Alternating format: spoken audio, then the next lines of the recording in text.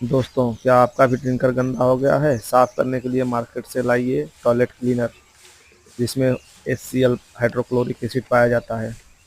और उसको सिर्फ आप ड्रिंकर पर डालिए और देखते ही देखते 10-20 सेकंड भी नहीं लगेगा, आपका ड्रिंकर एकदम नया जैसा साफ हो जाएगा।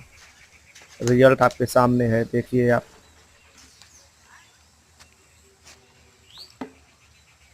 विस्तृत जानकारी के लिए चैनल पे जाएं और वीडियो देखें। धन्यवाद। साफ हो गया ना?